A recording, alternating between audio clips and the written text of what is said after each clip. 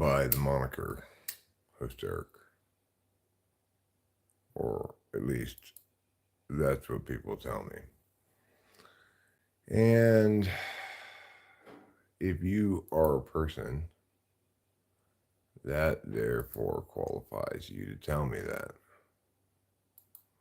But before you do, I want you to remember something important. Ladders go to heaven, chutes go to hell.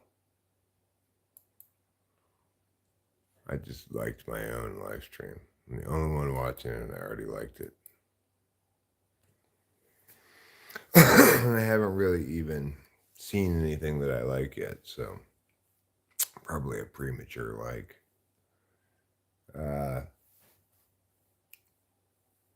This is basically the last live stream of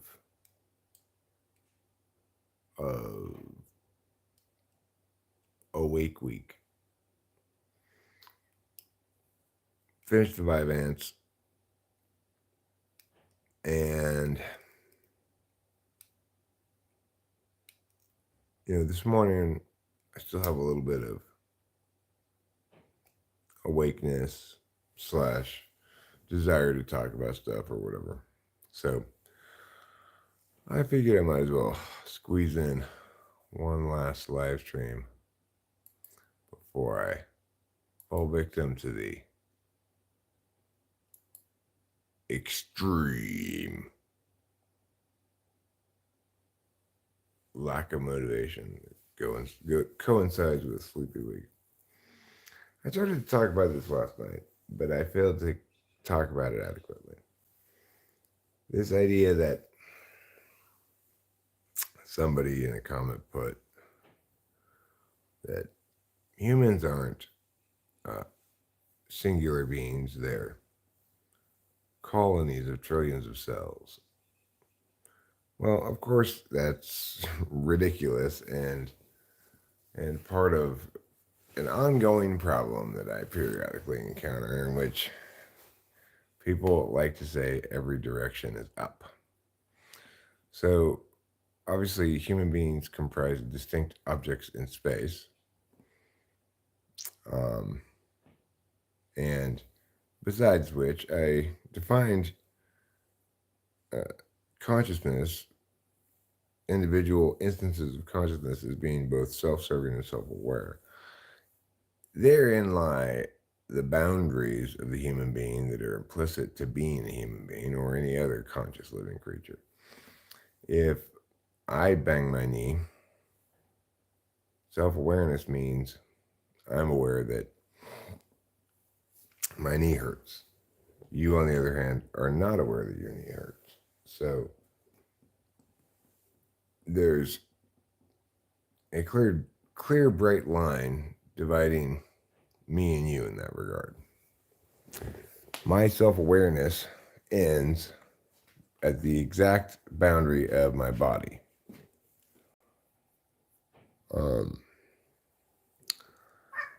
Additionally, as a distinct object in space, a human being is also a persistent identity across time, because you can't be reductive like that about individuals. You can't reduce them purely to physical things, and you can't reduce them purely to metaphysical things. And people try to do that all the time, like the notion Elon Musk has, or various other people have had, of uploading your consciousness to some server and still being you somehow. It's completely insane and contraindicated by reality. A human being is the combination of a physical and metaphysical identity. The physical identity is constrained in scope physically, which is to say it has distinct boundaries. The metaphysical identity is constrained in scope attentionally. So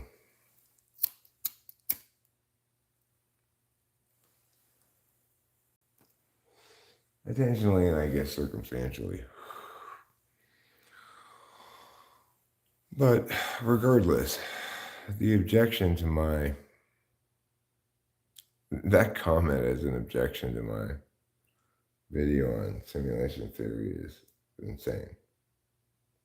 Oh, I need to make another video on simulation theory that's better, though. And maybe I could practice making it right now in this unattended live stream.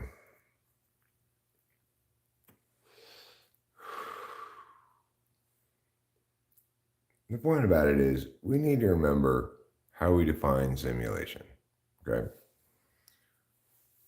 Simulation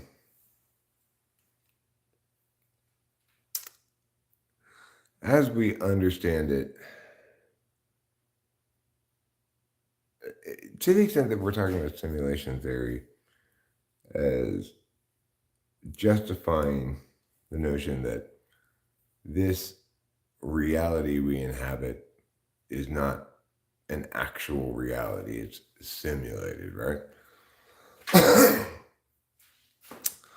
Well, what a lot of people fail to factor in or seem to forget about is something that the Matrix addressed just fine. If you're going to have a simulated reality in which actual people are in it, then you have to account for their bodies.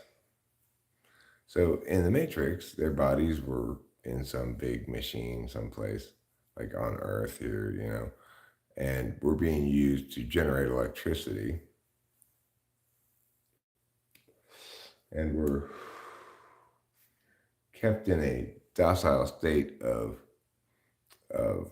being an electricity producer by having projected into their consciousness somehow a virtual reality that they could not determine was fake and couldn't wake up from.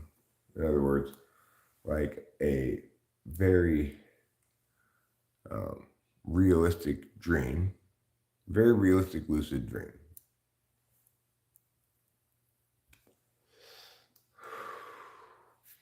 So I think that's something that it's possible for us all to conceive of and see as realistically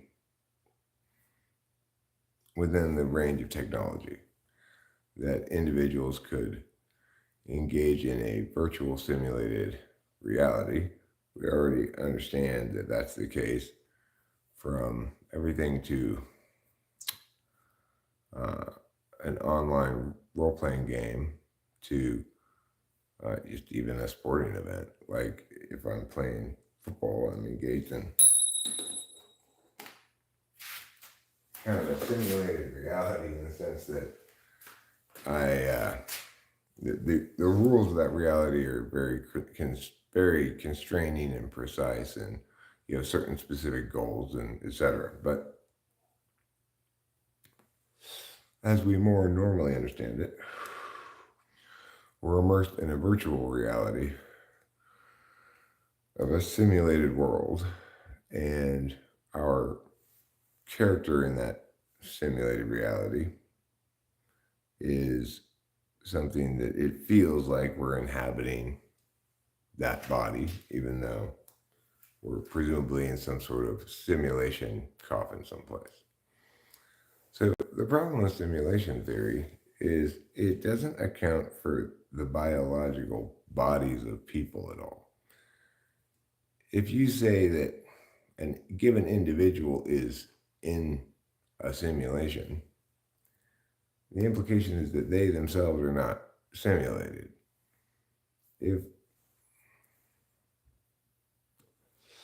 And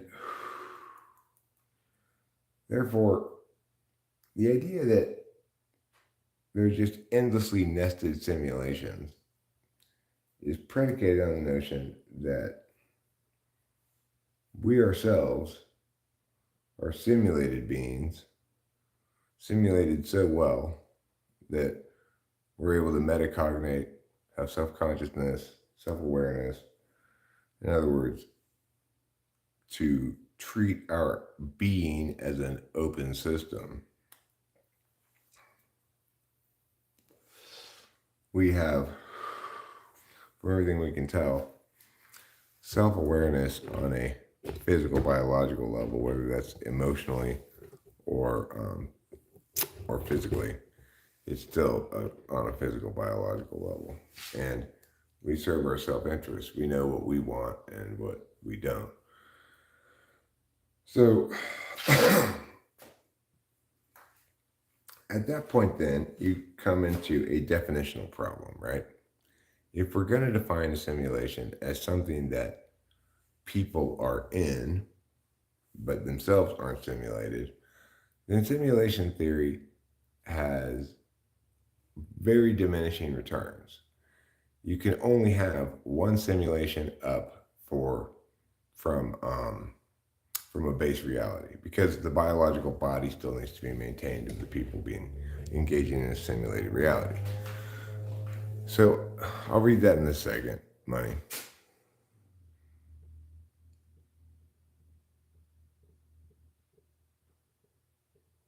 Quantum phenomena are inherently indeterminate, meaning in order to represent it in a simulation requires a subroutine that runs the simulation to generate the output of the simulation.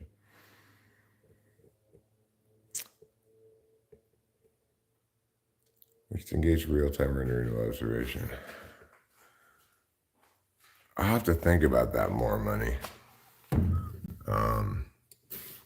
Rarely do I encounter something like that where someone's philosophical claim requires me to do additional thought and muse upon it. I mean, intuitively it resonates as correct. Quantum phenomena are inherently indeterminate, meaning you need a subroutine to basically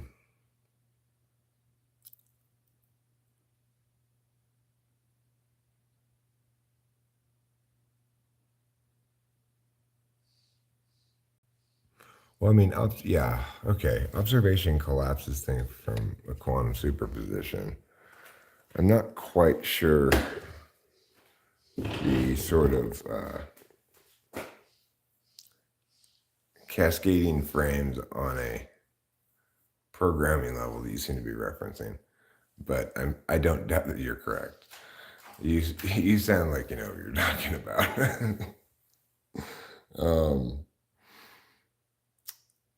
So the thing about it is, what people like commenters who, yeah, right. Look at classical physics, for example, which is determinate, meaning you can know the initial states and predict the outcome at time x without having simulated. Okay, right. With quantum physics, I mean, but couldn't the whole simulation include the function that observation collapses things from superposition? I mean, I'm not.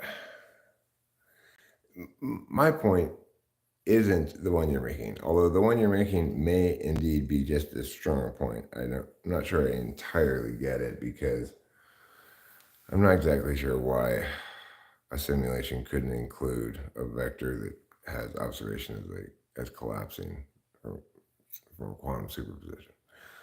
But the thing is, there's no good reason to believe, in fact, there's ample reason not to believe, that self-aware, self-interested consciousness can be attained without a biological body.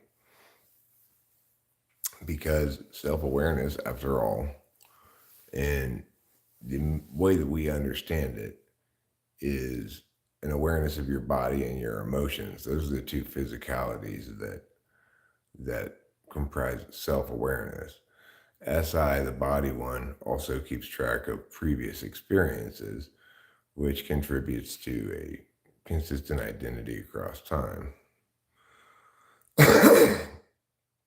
So it's like individual human beings are distinct objects in space, and they are persistent identities across time, or persistent metaphysical objects across time.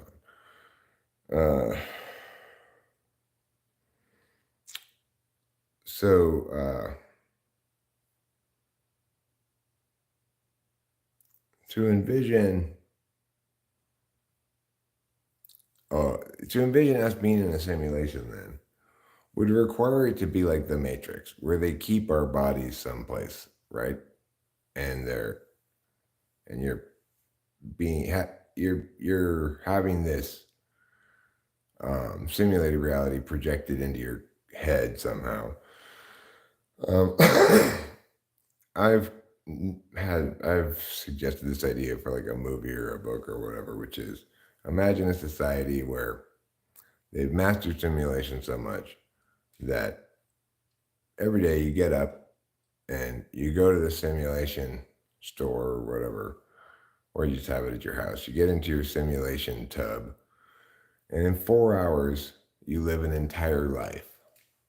So, like right now, I'm living this entire life, but it's simulated. But my body is someplace in the actual base reality, and we've managed to create technology such that a person in 4 hours can simulate an entire lifetime. Well, okay, that makes some conceivable sense to me because in that regard, you can imagine that most of the people in the world are NPCs, that the world's only being rendered um, based on what you're observing, the player characters, and it's just being rendered like a video game to each person independently. The observational super collapse then would seem to be a in that context would be a necessary precondition for rendering to occur, right? In other words, it's structured so that nothing's rendered until the player character observes it. But that only makes sense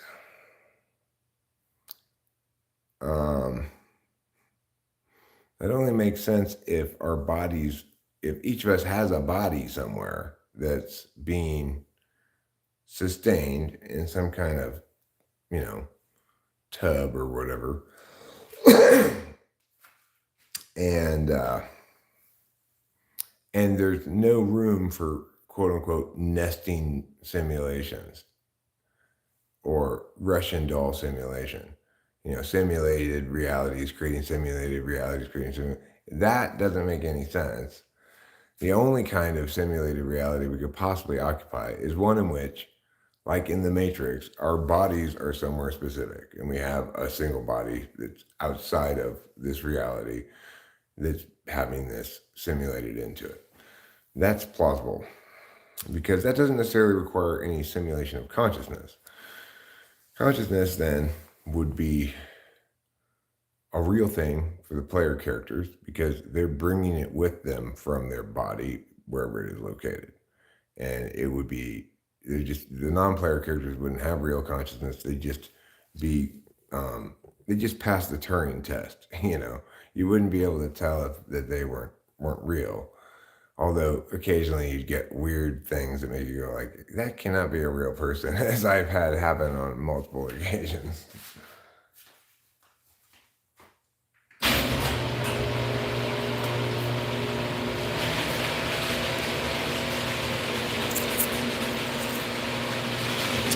Just have it talking in my comments.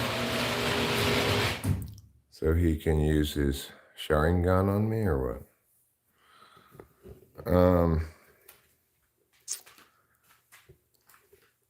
So the thing is, people want to do this all the time.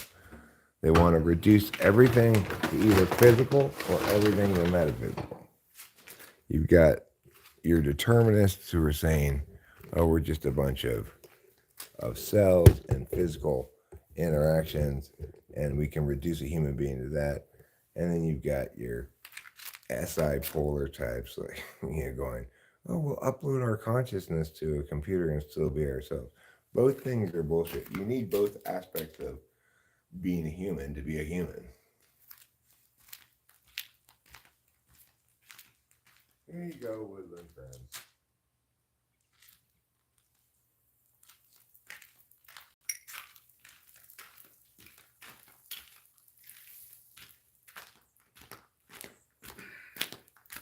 Okay, I fed the woodland friends. Boy, it is cold. Last night was record low for the date, 41. Pretty chilly.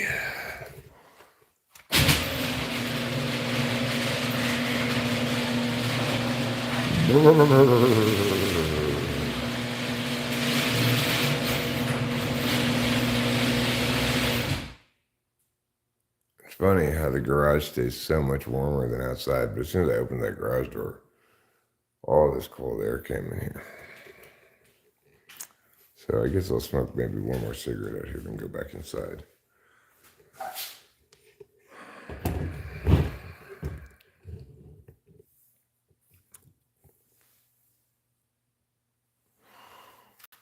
Anyway, the point is, we do have some possible reasons to think that we live in a simulated reality. But that's not actually what simulation theory says. Simulation theory says some bullshit, which is like, there's an almost 0% chance that we're in the base reality.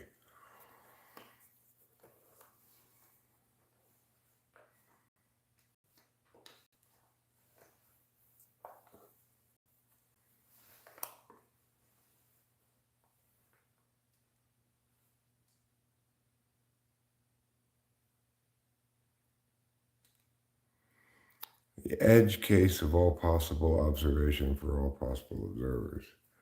Right, but we can imagine a simulated reality in which there are few observers, that almost everything is a mock-up.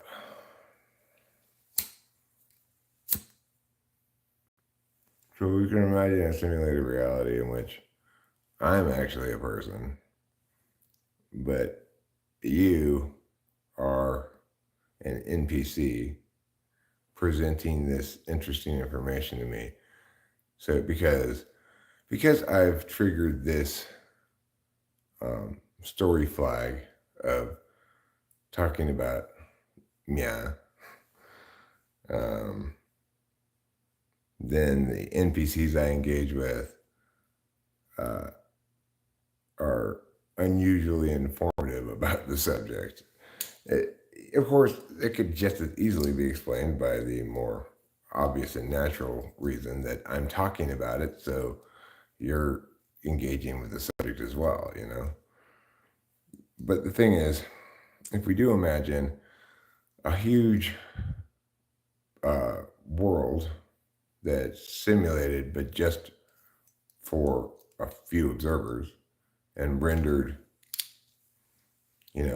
just with the view, just within line of sight of each of those observers, then it doesn't require an impossible amount of computing power, right?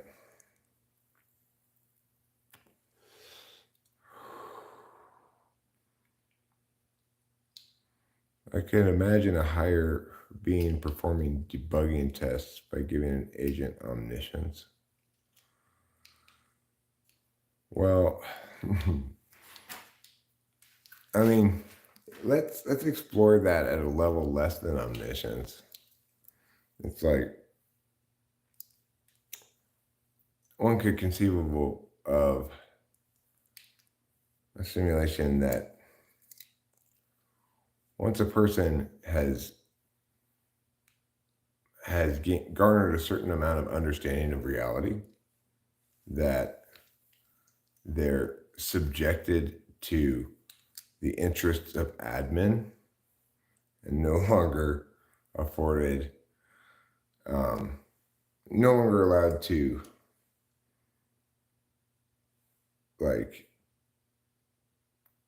garner impacts in accordance with the mechanics of the system. Like,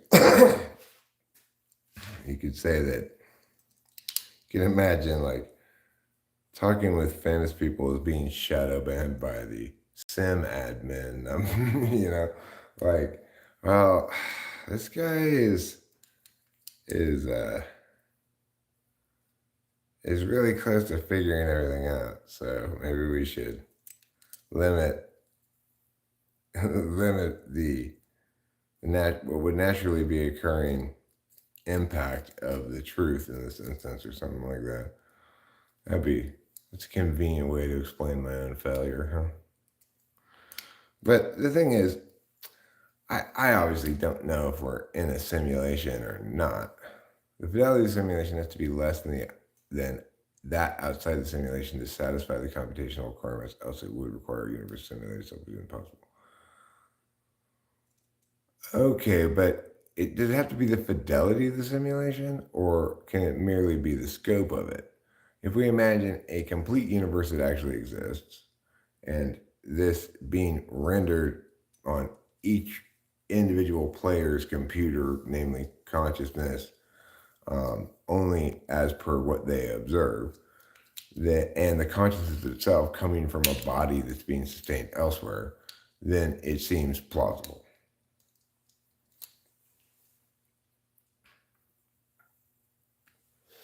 However, that does not lead us to the conclusion that it's very low possibility this is the base universe and that there are nested simulated realities, as per that Rick and Morty episode. That's not plausible, because that in that context, then you have consciousness itself being simulated and doing what consciousness does over, in a succession of simulations within simulations within simulations. That is what doesn't make any sense. Misty Joy, good morning to you. And may your joy be extra misty this morning.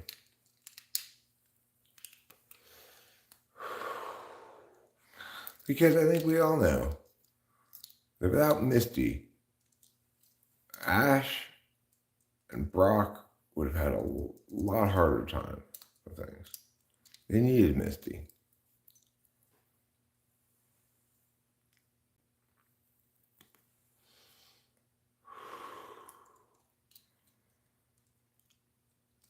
Well, that's what we observe, money, which is to say, that's what I've observed, that's been observed.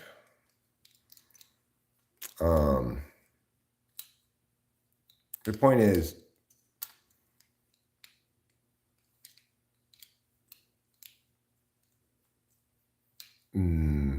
covered in mist? I don't know. Misspelled covered in mist? Is it an acronym for something?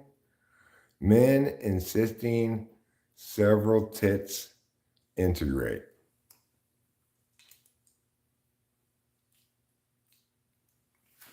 Is that what it means?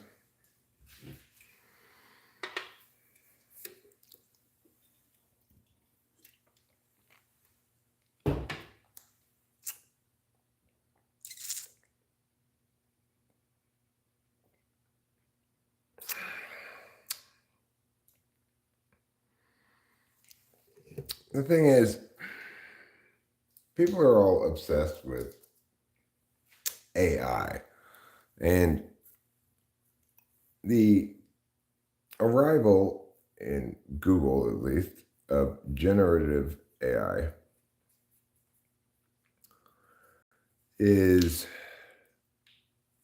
I found it helpful to tell me what Misty means. I don't know what it means.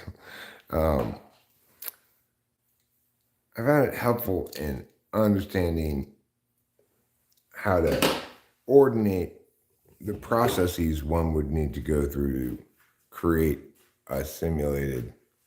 No, I don't drink alcohol.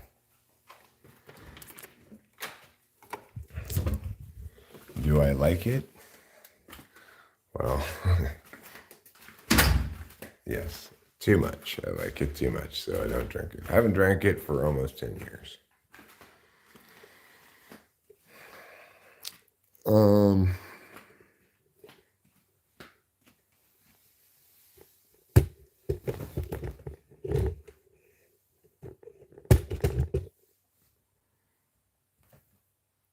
so, so the thing is about AI though, we can see with a combination of generative AI and virtual, virtual reality in terms of what you sense. Um, it seems plausible to create a virtual reality in which your eyes see a reality that's other than the one your physical body's in. Getting your body to feel all of the things would probably require some kind of a suit that did all of the things to you that you're supposedly feeling. It means sweet. What does doi mean? Heart? My cat's named Sweetheart. Kapia means sweetheart in Hawaiian. Sweet doi.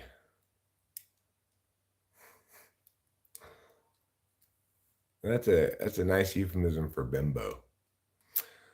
Um, because doi in English kind of means like no doi. Like doi.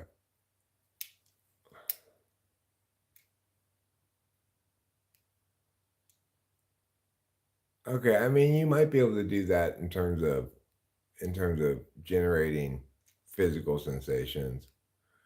Um,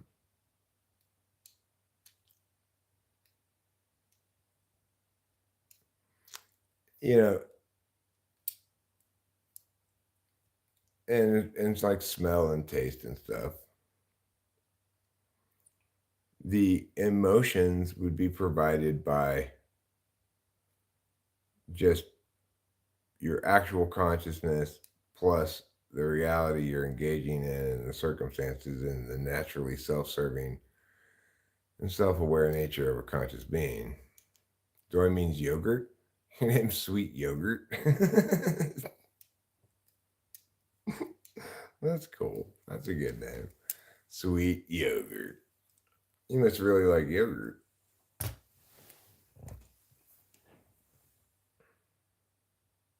Oh, the sweet, sweet yogurt. Give me more.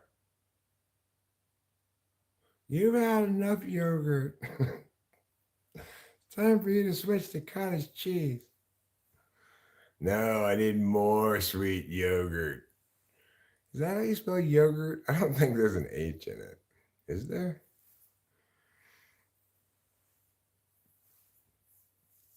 Yogurt's weird. It's a weird thing.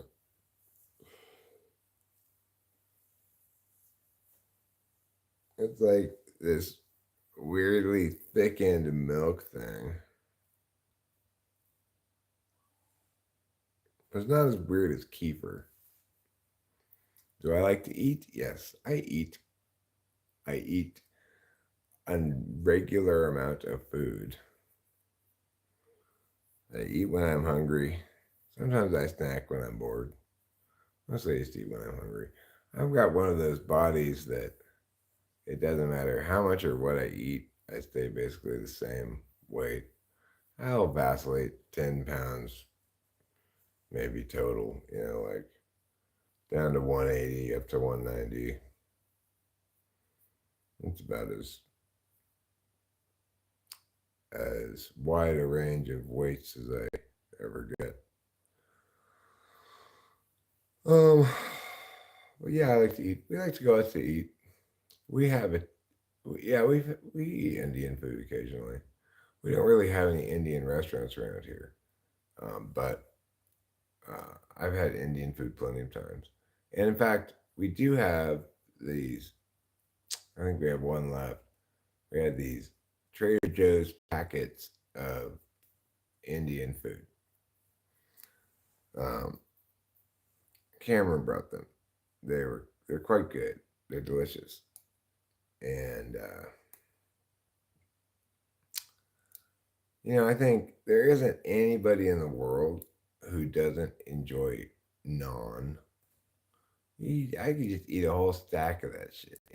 Just keep bringing the naan. I don't even need anything other than naan to eat. Give me some naan, maybe a little bit of tandoori chicken. That's all I need. As far as the yogurt goes, well,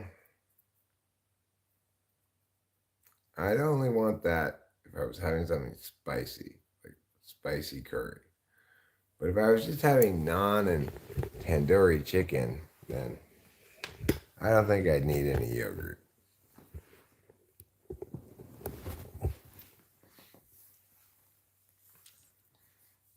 I do like curry. I like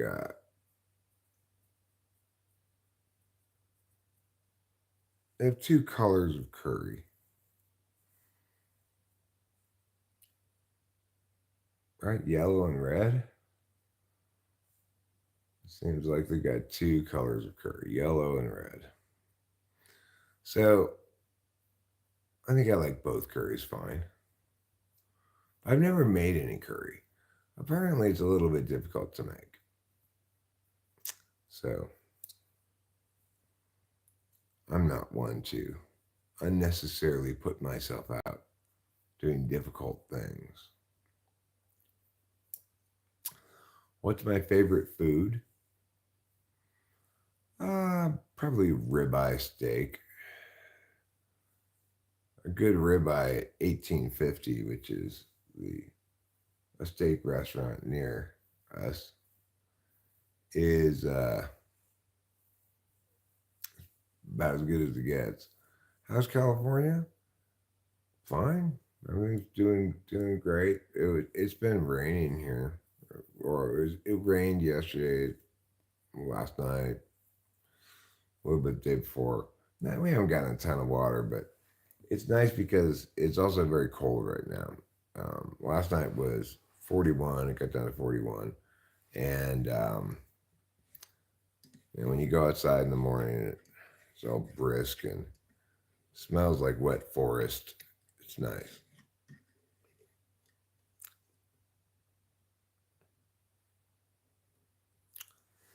How's the rest of California doing? I'm not so sure. Try Bengali food. Okay. Is it different than Indian food? I love rain. The makes me feel the it makes the inside feel cozy. Um, yeah, I know it does. I uh, I was feeling pretty cozy yesterday, but I'm really going into full blast cozy mode now because I finished all the Vivants yesterday. Um, have some sleep to catch up on. I'll probably crash out later this morning and sleep all day. But I'm just as happy to be done with it. As always, it's like I don't even know what to think about amphetamines. Is it even worth taking them? I don't even know. It's like,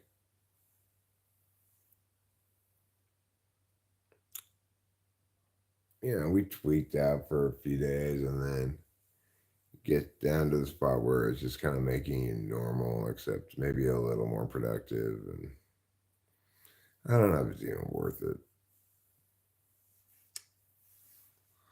But at the same time,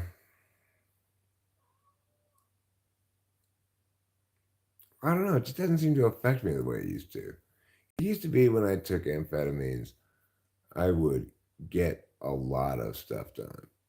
Like I'd make music, I'd make videos, whatever. Um, it doesn't seem to really be the case anymore. Bye, Vance. Bengali fish curry. I don't eat fish, Misty Doy.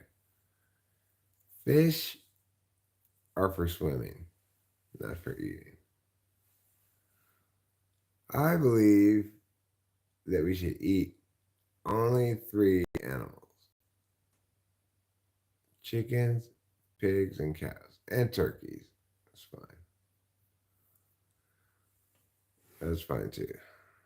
Because after all, we raise those animals specifically to eat them. Whereas fish, they're just minding their own business. If you want to eat farmed tilapia, that's fine. But ocean fish, they're just minding their own business, doing their thing, and then we go and catch them and kill them and eat them. Meanwhile, chickens, pigs, cows, turkeys, they should expect that outcome.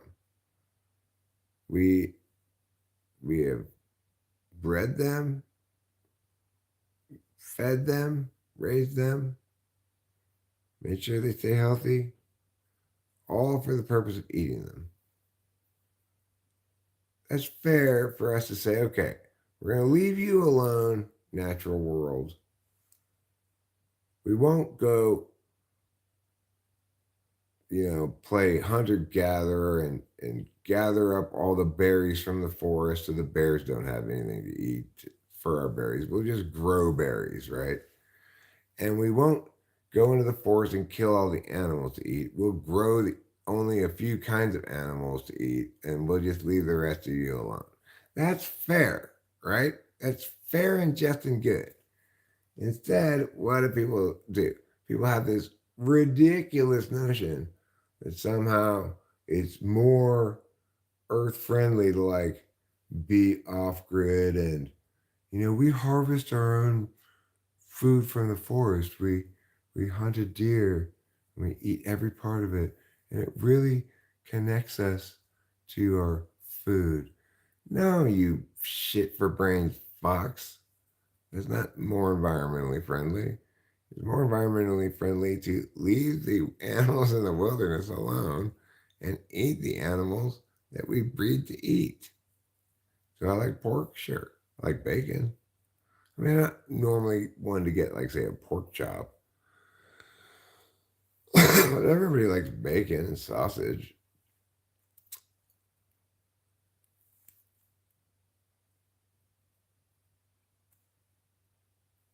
You once identified 8 points of trauma experienced by a fish that is caught and released by humans doing recreational fishing. Well, John Ryan Barron, having said all that speech I made, I am not above doing some recreational fishing myself.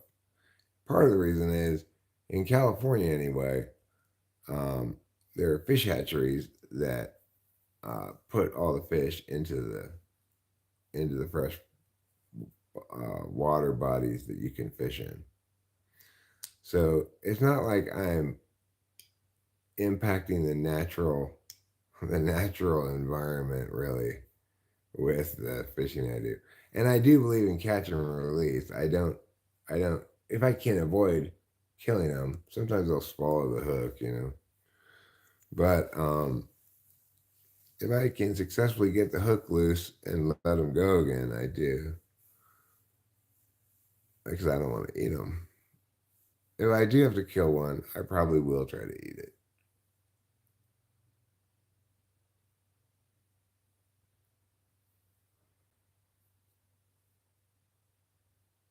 But note, I will only go freshwater fishing.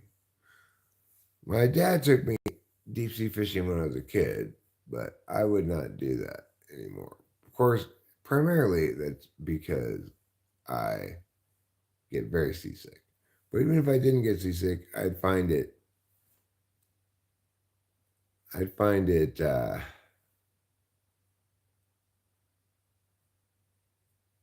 it's kind of like debauchery, taking pleasure in in catching big fish in the ocean or whatever. It's debauched. Welcome to hell. Yeah. Well, in Chutes, Ladders, and Horror, my new feature film, the peaceful world of Chutes and Ladders is turned upside down. Now, instead of Chutes being good and Ladders being bad, Ladders go to heaven and Chutes go to hell.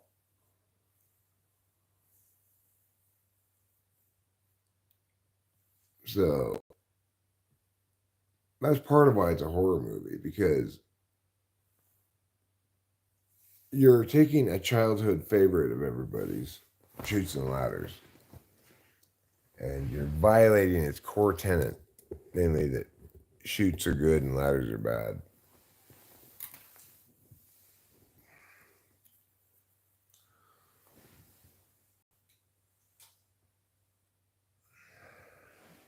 I'd like to get a copy of Chutes and Ladders. I mean, an, an example of it, an instance of it. I'd like to get Chutes and Ladders. And then with Rachel, I'd like to play Chutes, Ladders, and Bong Rips. Every time you get on either a chute or a ladder, you have to pull a bong rip.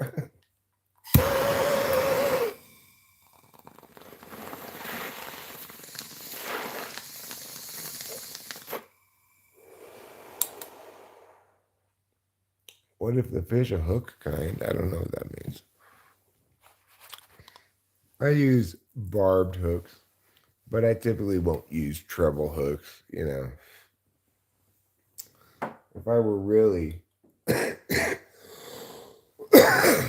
fish sensitive, I'd go fly fishing with barbless hooks.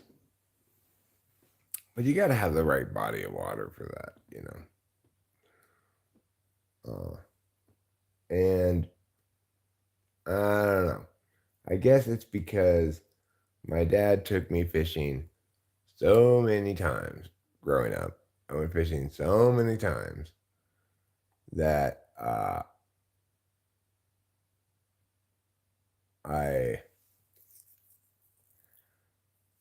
kind of got desensitized to it. Well, Sean Ryan Barron, I'm very sensitive. When we went to Rachel and I used to try to go fishing at what's it called? Leg Lake? Down way down by the 60 off of Rosemead. We fished there a few times, but we kept catching turtles and it just hurt my heart too much. And so we stopped fishing there. I was just too sensitive to their suffering.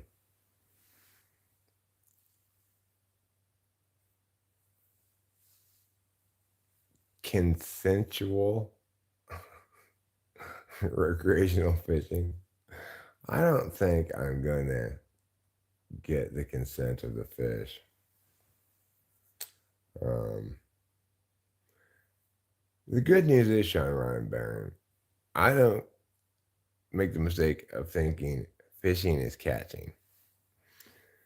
When I go fishing, my primary purpose is to sit by a body of water and do this weirdly satisfying TESE thing where you get your thing set up, you put your bait on it, cast it out, you get a good cast, put it right where you want it to be. You put your pole in like a hole and you sit in your chair. Ideally, you got a shady spot and you smoke a joint and you have some coffee, you smoke a cigarette, and you notice that your line's drifted down that way a bit. So you reel it back in. Oh, I guess my bait fell off. You put a new bait on. You look, see, well, cast it over there this time. Cast it a little bit more that way. Cast it over there, and you don't really you get kind of a bad cast. So you reel it back in. You cast it lands right where you want it to land. All right, good. You put it back in the hole. Then you smoke another joint. And then you maybe walk around and take some pictures of some things. Then you drink some more coffee and you smoke another cigarette. Then you look and you realize, and those plants over there. So you try to reel it back in. It's kind of stuck on the plants. So you get it, finally get it loose, but your bait's gone, of course. So you put more bait on it. This is what fishing is. I can't remember the last time I caught a fish. So, I enjoy the the weirdly the weirdly pointlessness of it. I don't know. I've always found it relaxing.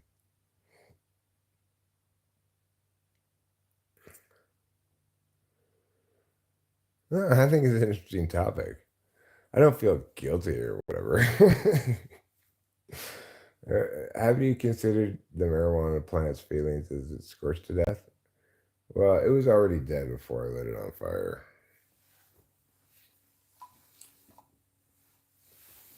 Yeah.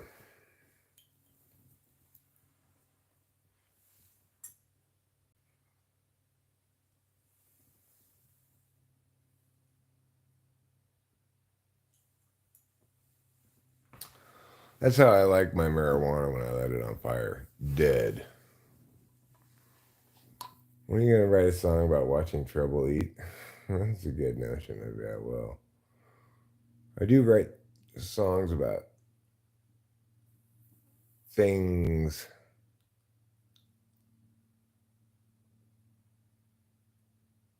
um, things in my life. For example, my cone putter song and my sign holder song. Sign holders, be safe and wear your hard hat. Bright green safety vest and modesty pants. Your sign says slow, but you wave me fast as my wife and I confusedly drive past. That's my sign holder song.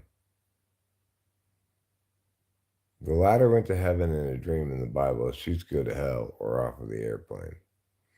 Well, we're talking about chutes and ladders and horror, Michelle, my new feature film, in which a psychopathic killer turns the peaceful world of chutes and ladders on its head. And instead of chutes being good and ladders being bad, it reverses it. It's like Saw, but it's all chutes and ladders themed.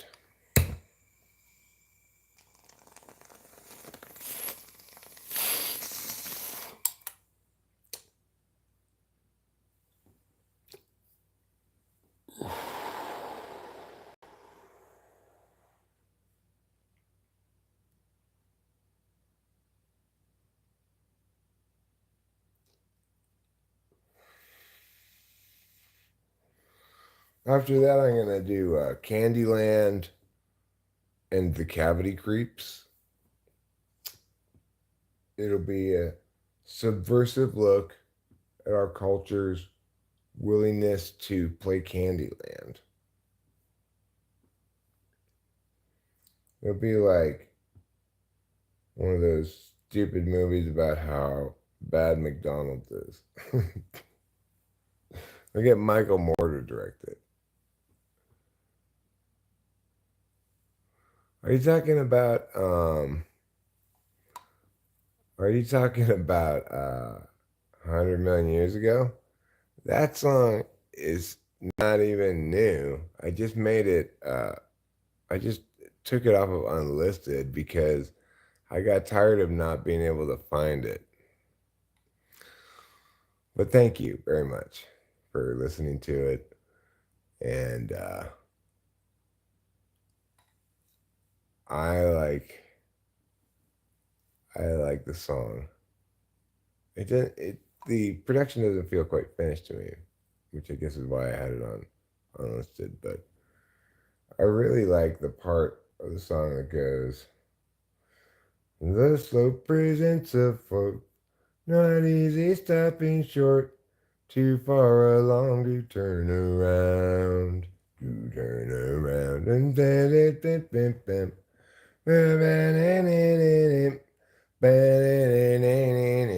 enemy ground, enemy ground. I really like that part. Makes me happy every time I hear it. I'm also glad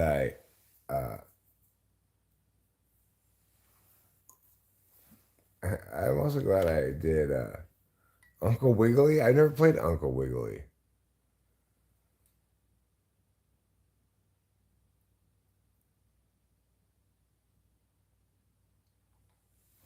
It's not that old. It's like a year old or something. But I guess I was unsatisfied. I thought I needed to do more with it. And so, and I still think I need to do more with it. When I listen to it, it annoys me that it doesn't have all the background vocals that are supposed to go over it.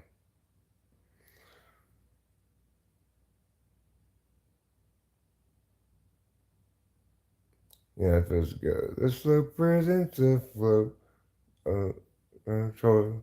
Not easy stopping short, choose around, you turn around, do turn around." But it's like a couple of those are missing in there.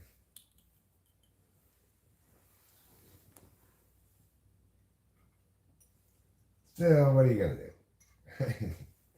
It's like,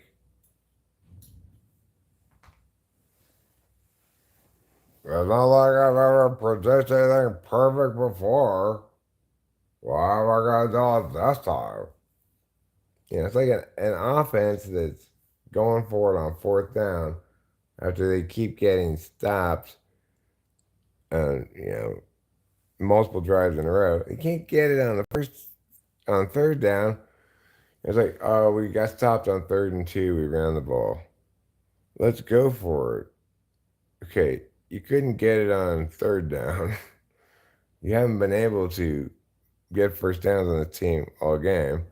What makes you think you're going to be able to get it on fourth down?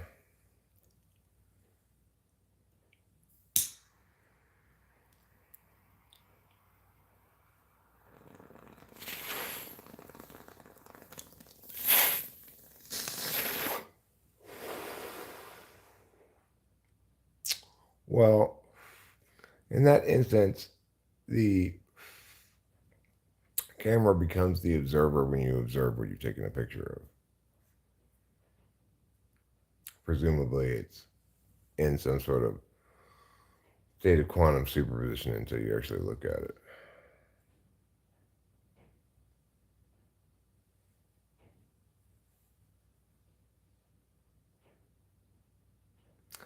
Eric, you mentioned the random structure observed in quantum science, and I am thinking, prompted to by things with my own family, how synchronicity is a cause of similarity in the structure of things. Well, I mean, synchronicity is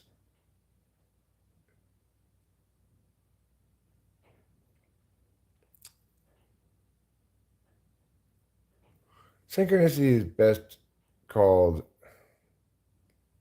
coincidence in meaning, or coincidence in meaning, or this would probably not be the right term to use, but say correlation in meaning. Like, meaning making is a process of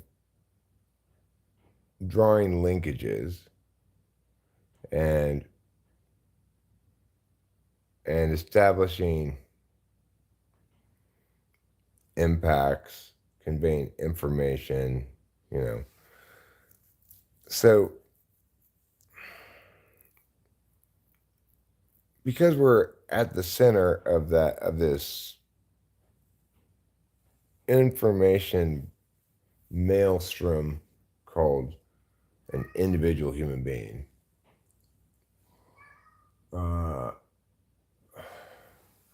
We're going to link things from our personal experience to externalities. And when externalities naturally link strongly, in other words, when we don't have to do a lot of meaning making ourselves, rather things fit nicely into our existing meaning making, then we call that synchronicity. But it's a mistake to think, no matter how synchronous things may seem,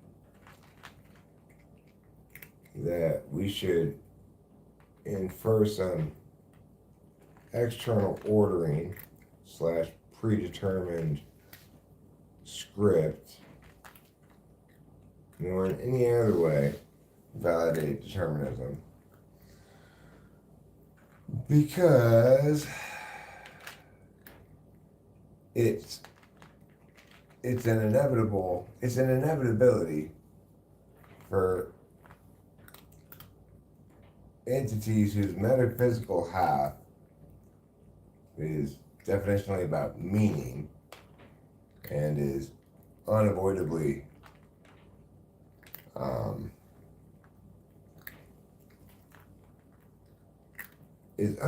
making meaning about a disproportionate amount of things from their own experience. So if half the cards in the deck are your own experience, then it's not surprising sometimes. It's not surprising then that sometimes you'll have 3 aces in your hand, and the world will present you 2 aces. And you got 5 aces now all of a sudden. And you're like, well, that can't be a coincidence. There are a couple of aces right here when I have 3 aces in my house. Well, yeah, because what you have in your hands is particularist, random, not representative of anything other than your own experience. And whether or not that coincides with equivalent representations of things in the world, well, plenty of times it will, plenty of times it won't. You're going to naturally notice things more that do coincide than those that don't, because they're useful in creating linkages between you and the external world in your meaning making process. So basically, synchronicity is typically I think it would be best understood as the way NI people feel about the relationship between externalities and self. Namely, that because they're knowing objectively, in other words, removing their own experience from the knowledge equation explicitly, removing explicit use of their own experience from their knowledge equation, then it's natural to see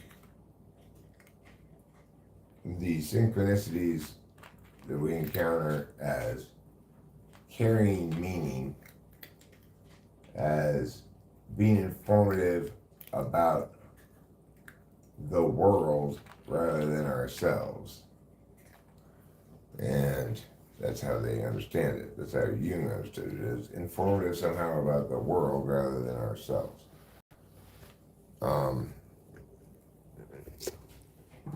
But it's not.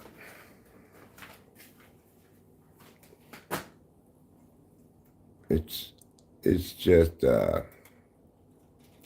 seeing shapes in clouds,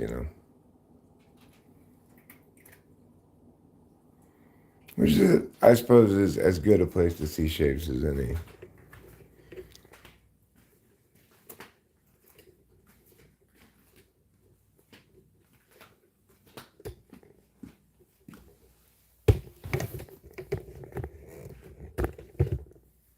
Have I seen the movie? Have I seen the movie? As I see the movie, it's the movie of what? What movie are you asking about?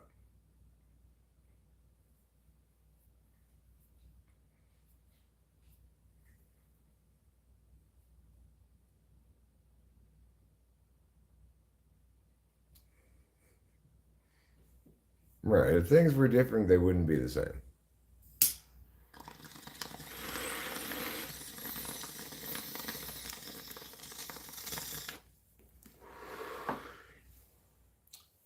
Which is one of the hilarious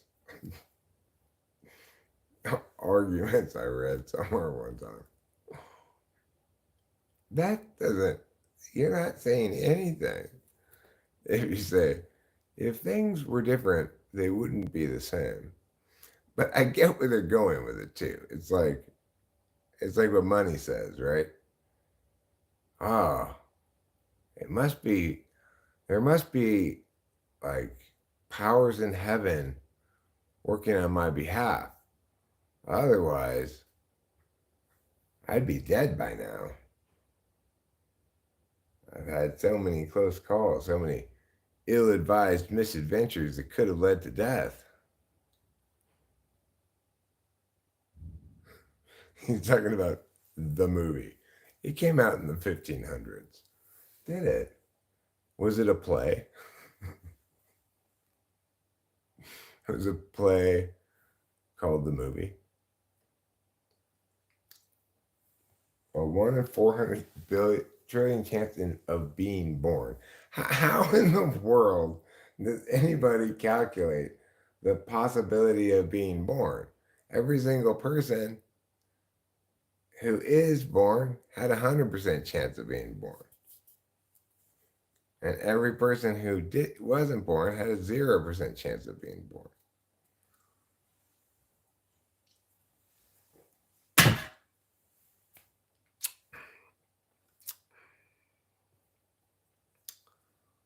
Yeah. But, it's like, it's not necessarily not okay to make those kind of meanings. So when we just came up on all this weed because of because of some dark web drug deal where the guy had put insufficient postage on his packages and they all got returned to my house because he put our return address on them because we were selling the house. Rachel and I could not help but say, okay, somewhere in heaven, dad made this happen so that we wouldn't waste a bunch of money on weed.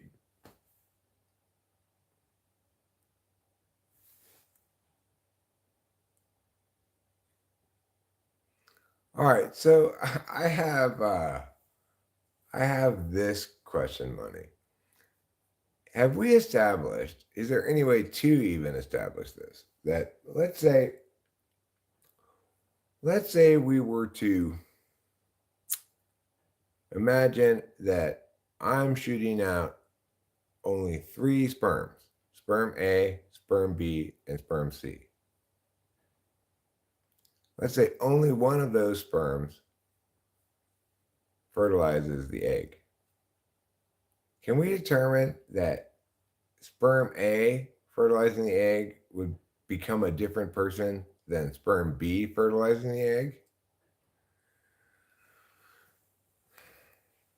Maybe all the different personness is contained in the egg, and all that's contained in the sperm is a little basic information because sperms are a lot less complicated than eggs.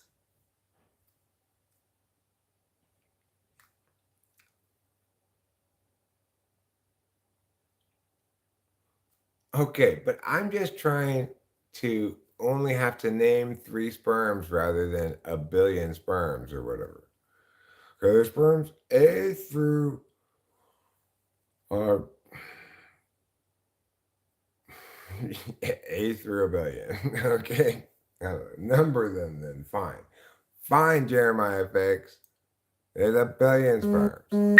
They're numbered 1 through a billion, and that's also their names. What a stickler for accuracy you are. No, can we determine that if there are 3 sperms competing to fertilize an egg, and only one of them does, can we determine that if sperm A fertilized the egg, it would become Joe, but if sperm B fertilized the egg, it would become Julie, for example?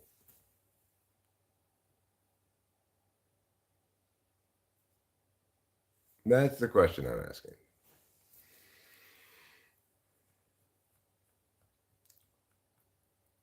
Because it is the case that sometimes two sperms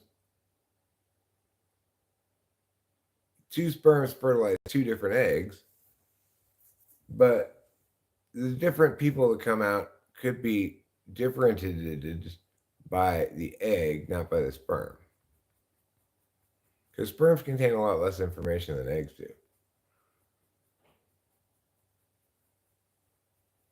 I'm not exactly sure what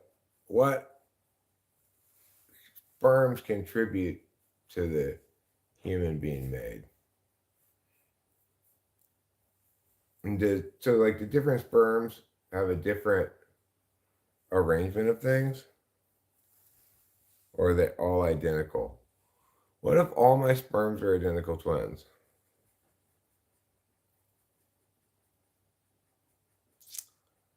Do you know where I make my sperms?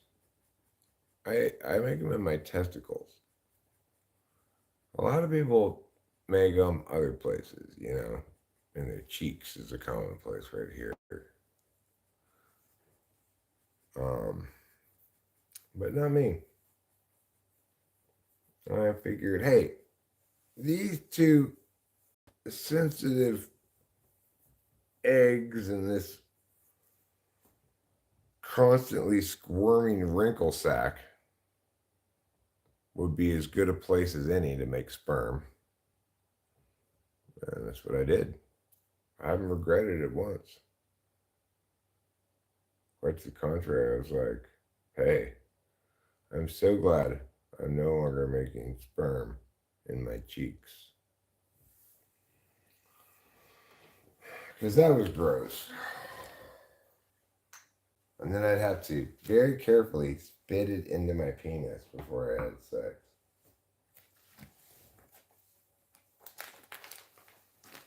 It was really gross, so I'm glad to switch that up. The reason I didn't do it originally is I thought, but that's where I pee out of. That can't be good for me to use the same thing for my man seed.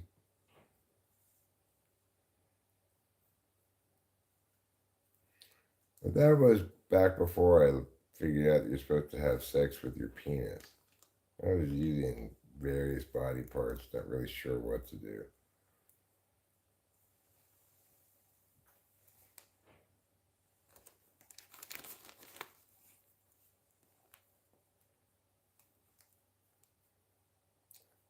For a long time, I thought when I saw people fist bumping that they were having sex. I'd try to do that with a woman and invariably say, "Why do you keep fist bumping me?" And I'd say, "Why? Do you not find me attractive?" A lot of confusion there. If all the sperms are the same, then you can't calculate an outcome. You mean I think a percentage chance of it being so. But if each sperm is different, then yeah, it's the case that if my daddy didn't have that single sperm win the race, then my name would be Judy. Okay, fine. I accept your percentage now, money. I am convinced. You win this one, money. I accept that indeed I'm extremely lucky because my sperm got through. And all the other potential people who aren't me, they got the shit ass into the deal. And fuck them. Fuck all those other sperms.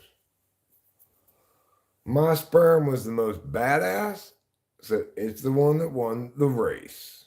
All right? But proto me. Even coming out the tip of my daddy's penis, I was proto me.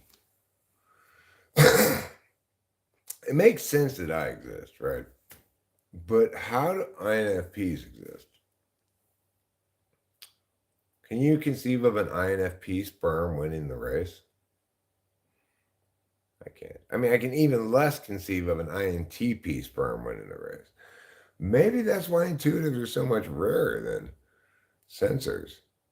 Because intuitives are shitty at trying hard and winning things.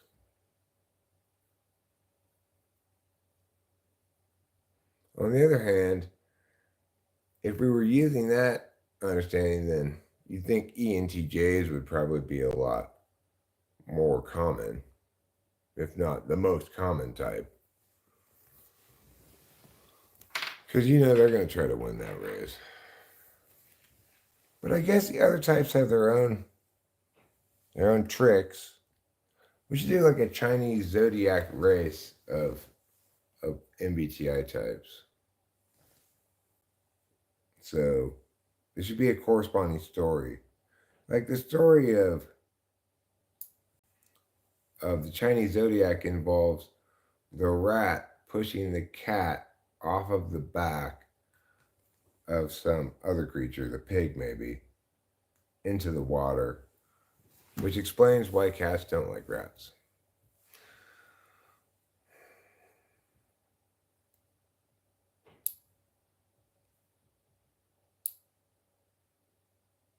It takes 2 FE users to take down 1 ENTJ. Right. Okay, you're right about that, money. So what we're looking at here is the reason ENTJs are so rare is they are not teaming up well with the other sperms. The ESFJs, meanwhile, are all taking a single bus, a tour bus, along with the ESTJs probably. And they've got a well-planned route and itinerary. But the ENTJs want to force their plan, and the ESFJs aren't having it. And they think he's very rude. And they try to kill him with kindness and try to get him to say, you know what, we're not going to really do that, but would you like to come on our bus? You are absolutely welcome. And then the ENTJ is frustrated and says no, he'll figure it out himself. By the time he does, the ESFJs are already being dropped off along with the ESTJs right at the front door of the egg. So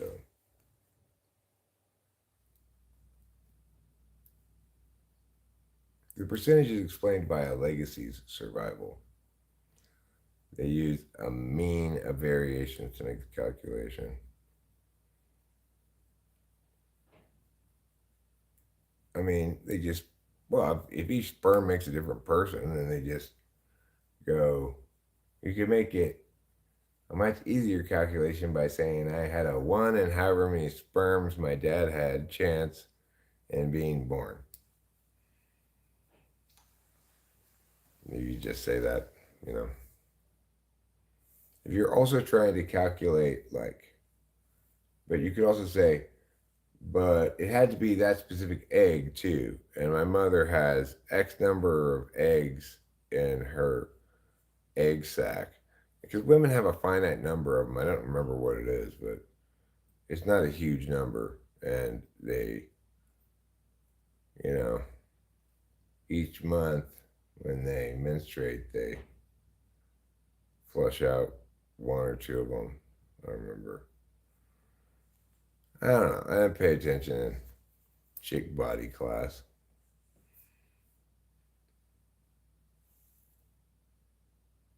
Chick bodies. Chick body class would be a good name for a class.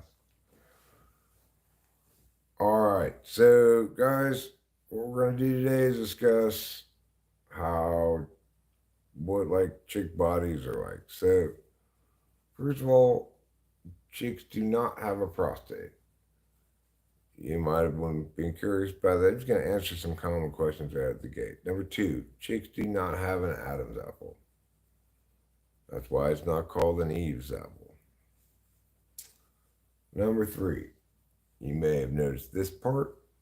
Chicks do not have a penis. Instead, they have a vagina. That's the part you hump. All right, next, let's get on to the question of boobs. Do chicks have boobs? Anybody? Yes, you, Don. Yeah, chicks do have boobs. That's right. And how many boobs do chicks have? Steve. Two? Yep. You can remember this easy just by remembering it's the same as the number of ass cheeks they have. Who's writing that down, you know? That's what I call chick body class. Clockwise on the bean. So you could consider, in fact, a personality type. You could think of it as a strategy, the strategy by which your sperm won the race. So my sperm won the race, I guess by by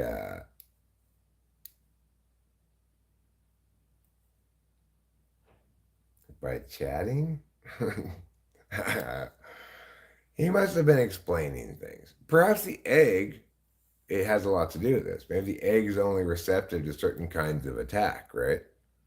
This particular egg was interested in really being chatted up quite a bit. You know, maybe made to laugh, made to think. This egg wanted various things explained to it. Makes sense. My mom's an ISFJ, you know. So even though other sperms got there first, she didn't let them in. It wasn't until I chatted her up a bit. And then she let that sperm in. And then that was me.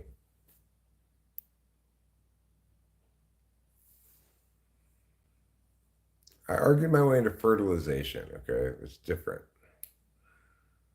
And it's a little weird thinking of me being the sperm fertilizing my mom's egg.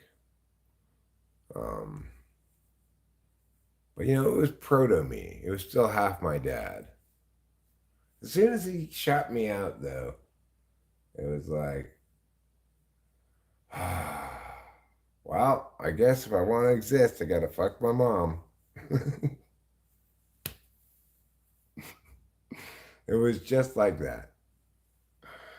If egg cell and sperm create a specific calculation, if their combined likelihood of one temperament over another increases or decreases.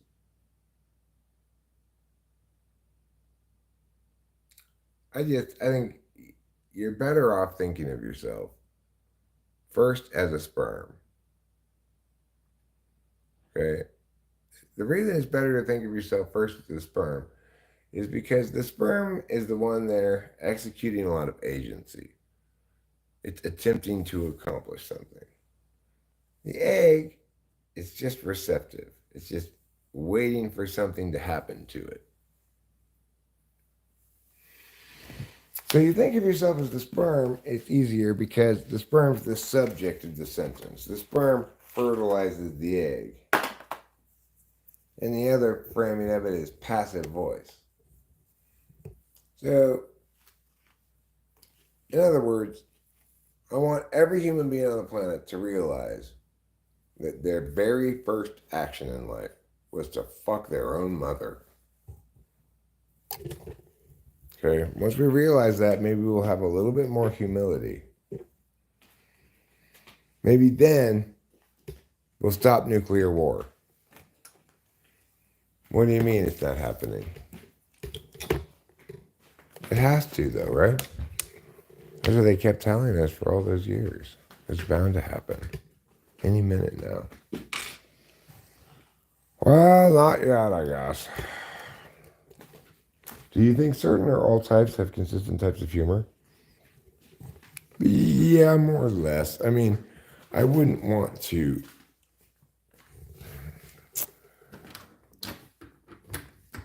I wouldn't want to sort of deny access to attaining quality and humor to anybody. Everybody can attain it occasionally, right?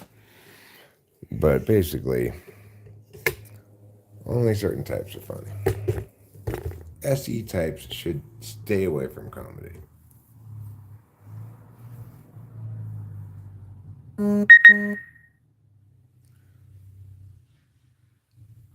Metal axe for cutting wood? There's no such thing as a metal axe. You don't cut metal with an axe. Right. You want to see SE humor? Watch Happy Gilmore and see Adam Sandler punching people in the face. Hilarious.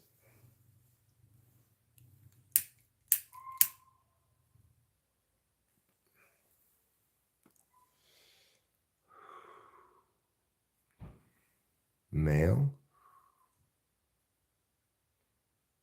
What kind of? No, that was just the neighbors. They were just coming back from dropping off their kids at school.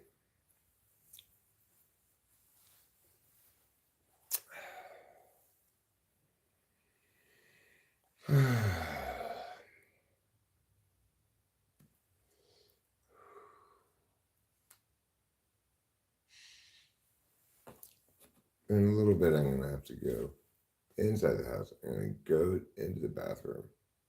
I'm going to pee. And then you and I will explore the possibility of additionally pooing. You might well point out, but Eric, is it really ready yet? I don't think so. It might be, though. It's like, true, I don't feel like it's about to drop out of my butthole.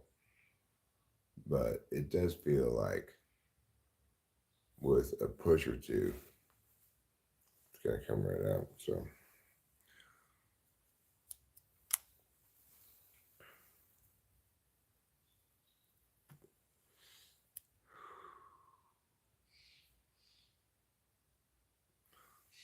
okay, fine. So what are we talking about again? What is this a metaphor for? Oh yeah, sperms and eggs. But here's the thing though. At least on a physical level that we can tell, eggs don't have different kinds of armor or anything equivalent in that analogy. Only if we afford the egg agency to make a decision about which sperm to allow in, only then can we conceive of that analogy being correct.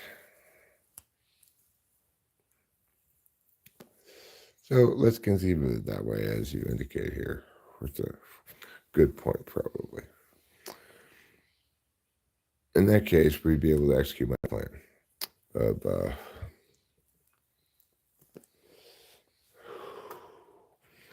of promoting the idea that you are a sperm who successfully wooed your mother's egg.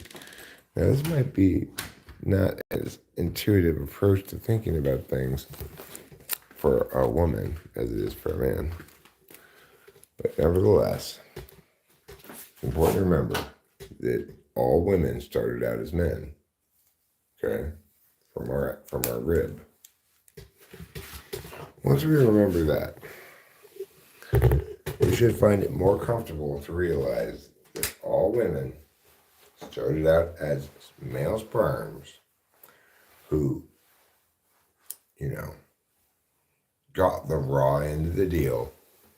Well, basically, they started out as submissive male sperms, and they got domineered by the eggs, and that's how come they came out girls.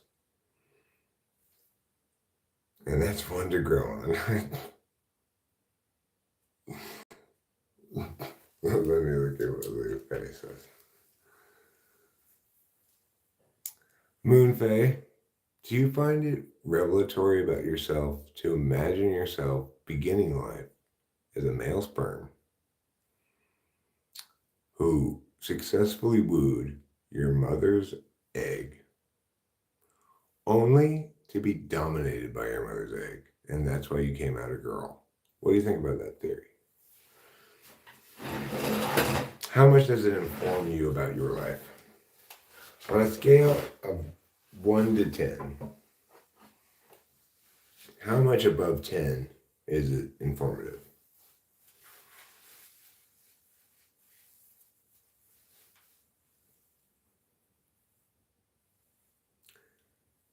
It was widespreadly used.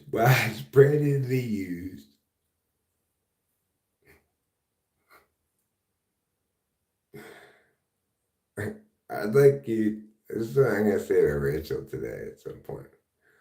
Rachel, can you please exercise your legs widespreadedly?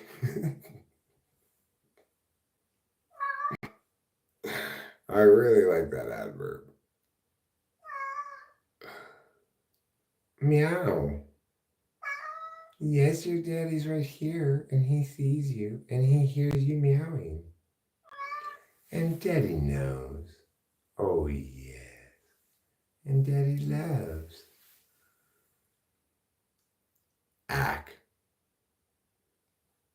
Moon Faye 11. Have you been hacked by Kathy?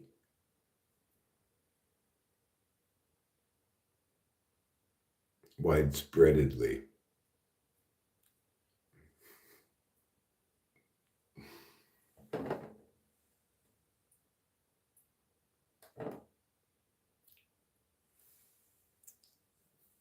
Oh.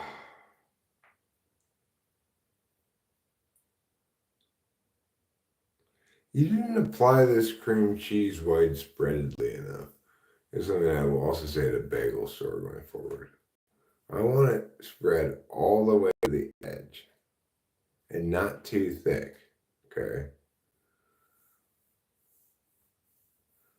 You put it not widespreadedly enough and too thick layeredly.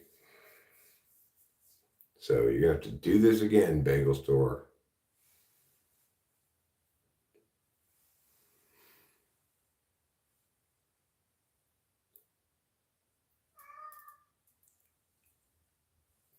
How many other people have a similar preference for cream cheese on a bagel? You want it widespreadedly applied, but not thick layeredly.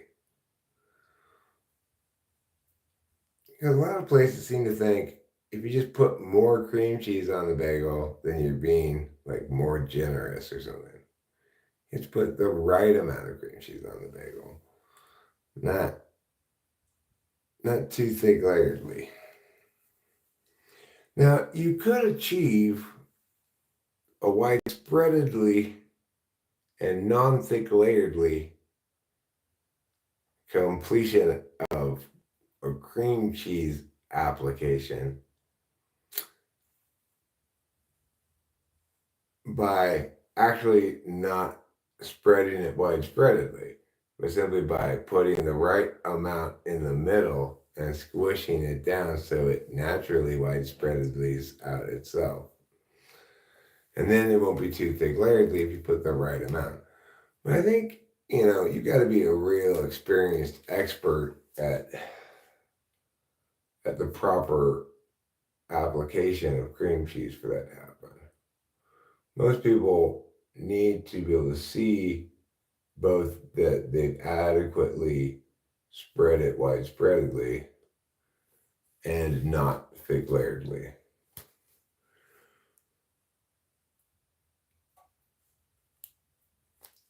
Maybe there are some people out there who want a bagel such that you cannot even take a bite of it without getting cream cheese all over your mustache and beard. Maybe some people want that. Maybe they don't even have a mustache and beard.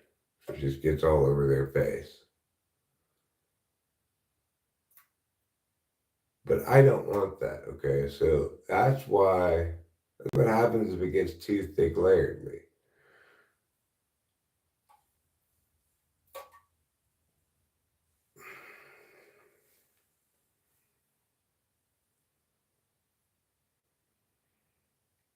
Done properly, there are a few breakfast options quite as delicious as a toasted bagel with cream cheese on it. Plain bagel. Cream cheese? You could have if you go to Einstein's, they've got some pretty good strawberry cream cheese and stuff that sometimes is good, but you can't really go wrong with regular cream cheese.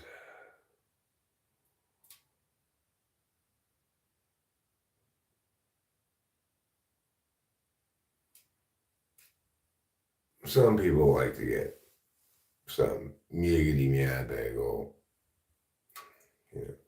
everything bagel, onion bagel, jalapeno bagel. The proper bagel is plain. Plain bagel is good bagel. Other bagels are adulterated bagels. Why? Because they've committed adultery. They're adulterated with vegetables or, sage or some bullshit like that. Nobody wants your fucking sage bagel, hippie. Just plain bagel is fine. Anything else is just plain jazz.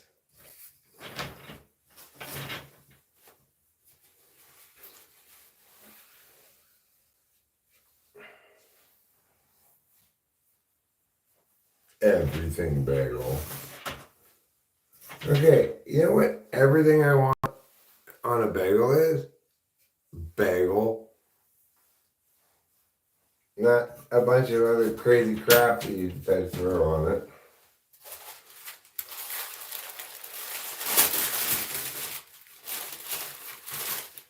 Can I have everything toast? What do you mean? Just throw a bunch of crazy crap on it and, then that's everything toast. That's just a terrible idea. I get you regular toast and bring you butter and jelly if you want to put it on it. But do you have bread that's got a bunch of crazy nuts and seeds and shit on it?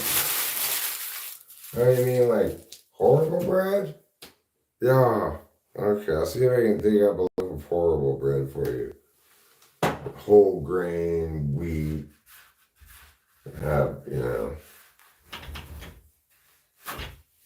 sesame seeds and sunflower seeds, dried onions, cranberries,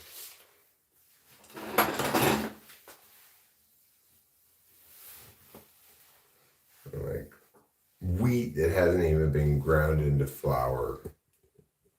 It's just pieces of wheat. It's horrible wheat.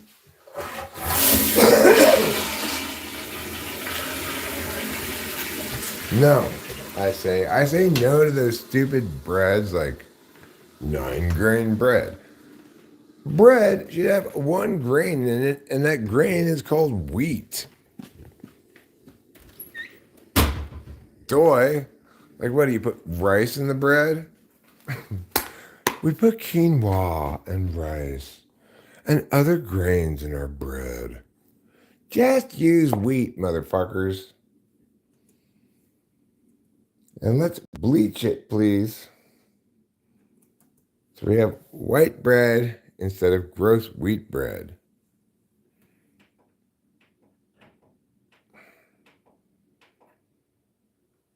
And this is one to grow on.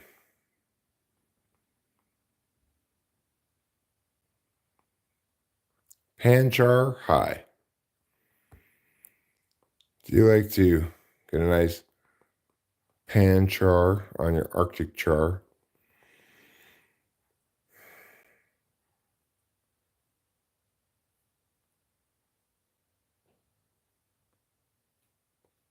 I've been thinking, could I put my brain in a Terminator robot and live for an indefinite long time?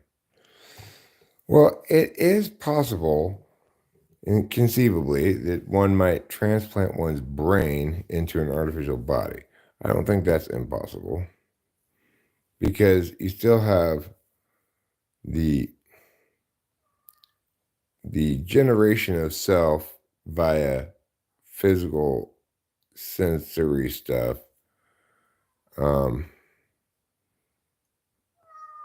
Meow. Oh, so sad.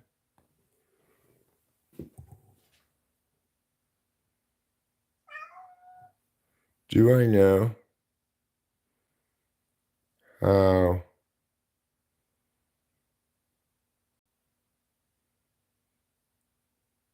Oh, I see what you're bitching about. Yeah, sorry about that. You know, the old vertical alignment is apparently to be prioritized by YouTube now. I don't know.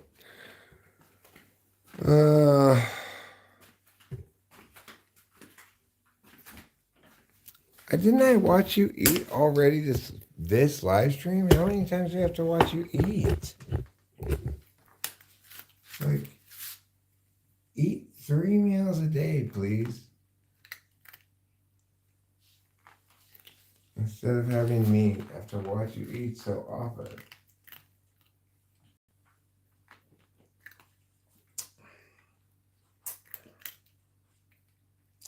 Don't worry, Trouble. I won't attempt to give you wheat bread. We all know how horrible wheat bread is.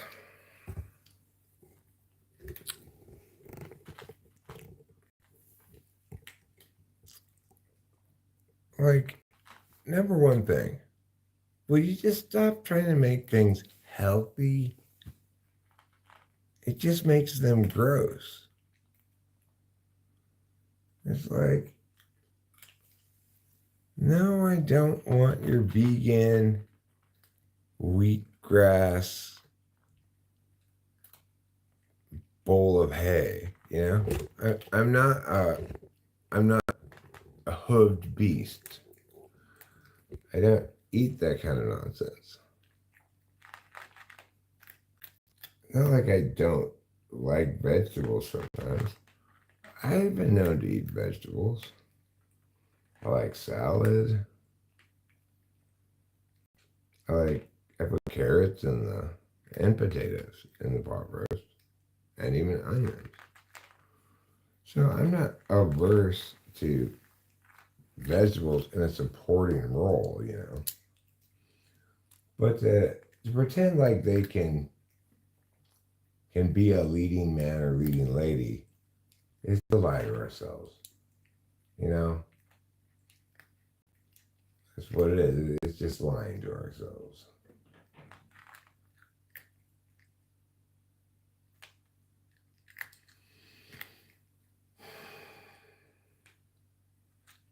You know? It's like trying to make David Schwimmer into a leading man. It just doesn't work.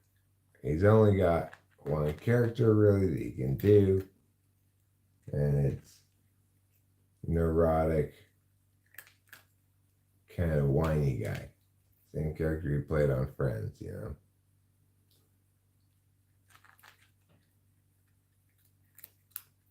He'll never be a powerful leading man.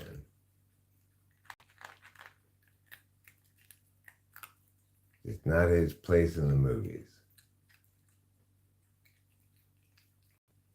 And it's time for him to accept that.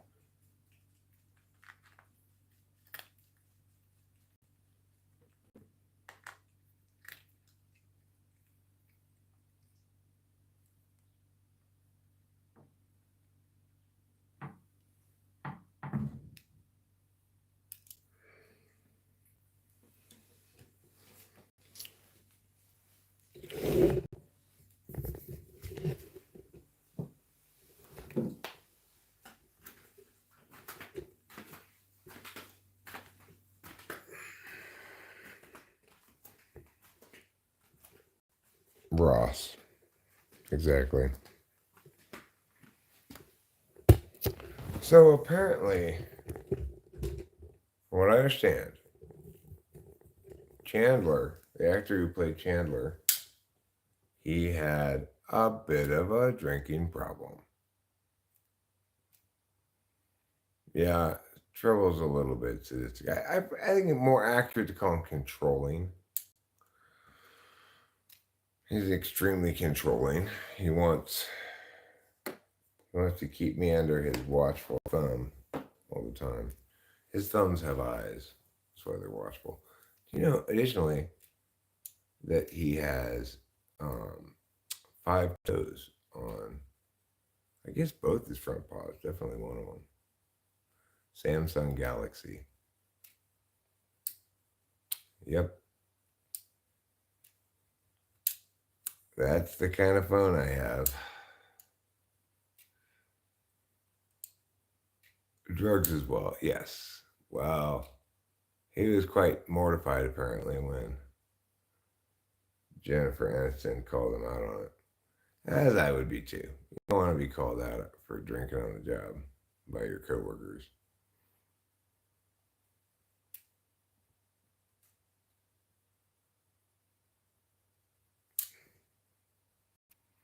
It's the original Samsung Galaxy, yeah. And the interesting thing is, he's still participating in this live stream on the very first original Samsung Galaxy, which is a pretty old phone at this point. So, good for him and his persistent loyalty to the Samsung Galaxy brand.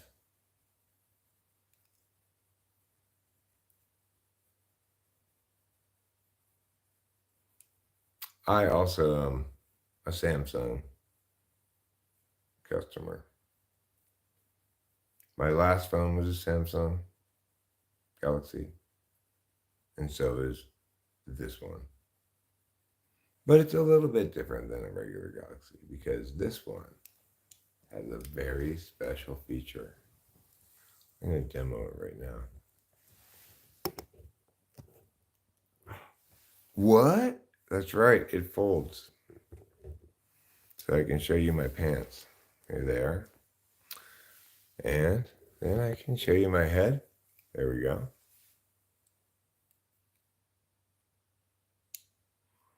Verizon guy at work sells tons of new Apple phones, but says Samsung is better, even the camera.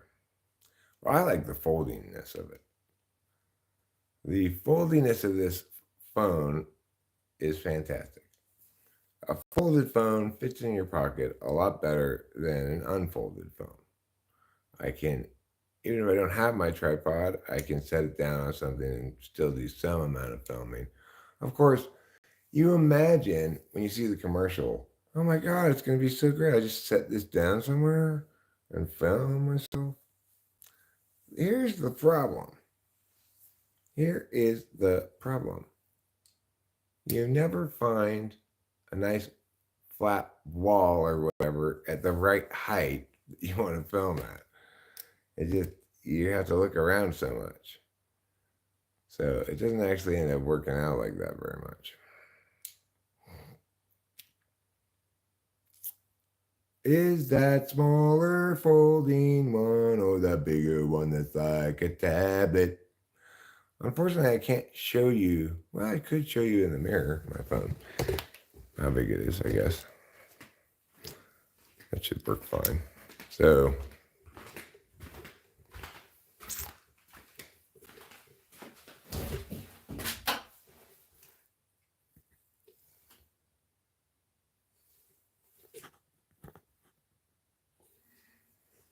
it's this phone.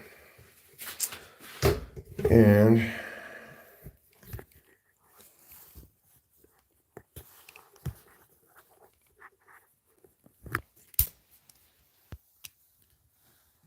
this is how big it is.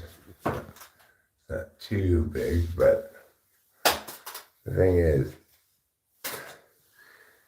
it's like the same size as my last one, more or less, but it folds like this. There's another kind that folds in half the other way. I chose the one that folded in half this way, and I'm very glad I did, because it makes a nice square. Whereas if it folded in half this way, then it would just not make sense to do that. Then it would be longer but thinner. It wouldn't fit in your pocket better. None of the advantages that folding this way has.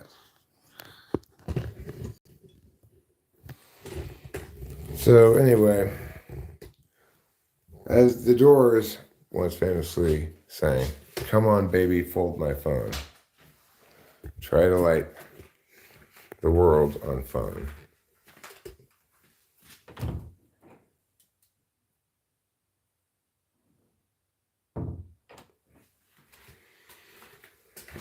Cat wanted to go back to bed with mom. Not my mom, his mom. My wife is the cat's mom.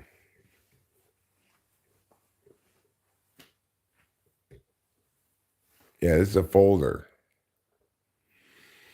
But unlike the old folding phones, this has a screen on it, and you can continue to see everything. If the screen folds, so like right now I'm looking at the picture, but it's folded a little bit. No, it's not folded. I need another beverage. Where did I put that previous beverage that I had? Didn't I open one already this morning? One of those iced teas? Maybe not. Well, it'll turn up eventually, as they say. Who are these people who say that, you might well ask? Well, Jennifer, Gary,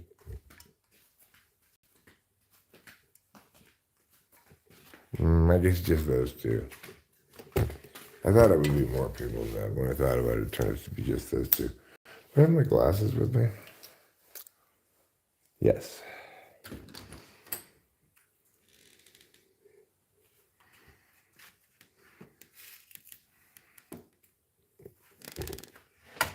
OMG, could it be any colder?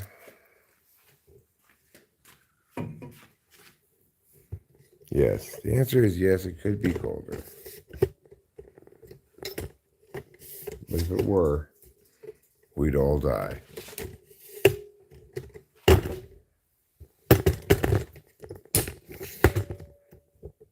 Now, this is as tall as this goes.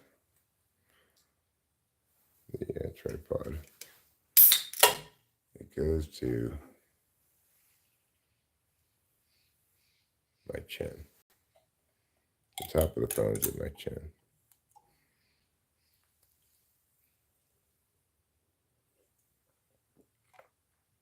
It doesn't look like the phone's below me, huh? But it is.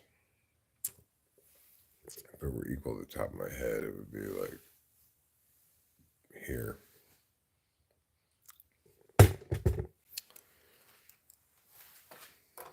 So I typically forget about this extra extendo bar, which is there so you don't have to constantly adjust all three legs to just the height of it. Pretty necessary component if you want to effectively and efficiently use this thing. I forget about it all the time. You work right beside the cell phone kiosk at Costco. You work in sales. Cool.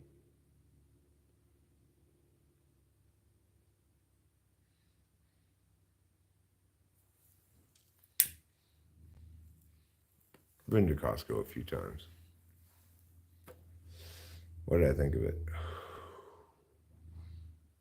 It's a big store. It's got a lot of stuff in it. A lot of big box stuff, like mini. Like, don't just buy one ketchup, buy a package of 4 big things of ketchup.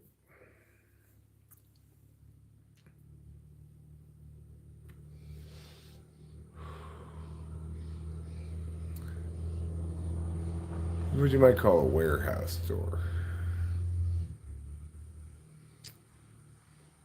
Anyhow,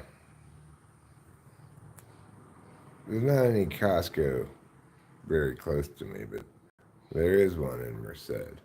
We, however, don't have a Costco membership.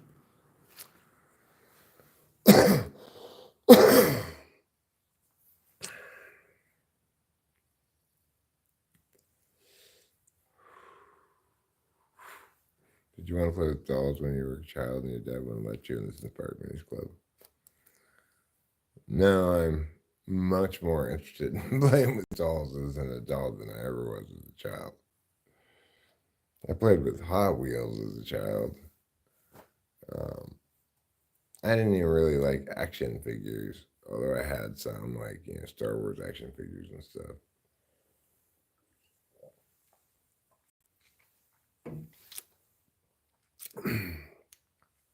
But I liked to play with plants. So I'd break up different pieces of plants and make them different sized spaceships, fly them around. It just seemed like the plants offered more variation. I could construct my own things. So I just played with plants a lot and played with Hot Wheels. Or, we boys would just run around the street, do various things. And we had this game called Who Can Do It the Best, which each player in the game takes turns making a random kind of task, and then who can do it the best. Like, who can climb up to the top of that wall and down again 3 times the fastest. We played a lot of who can do it the best.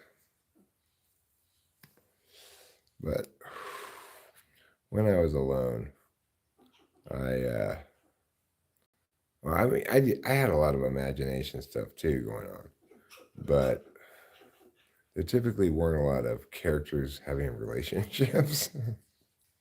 It was more like me being a dictator and everybody else being spaceships. I spent plenty of time just imagining too, like not playing with anything, just sitting someplace and imagining, or just kind of like walking around and imagining. I would imagine myself, like, this happened all the time. I would imagine myself basically on stage giving an explanation about something to people and them going like, oh, wow, or asking me questions and being impressed by me and stuff. Very third slot FE.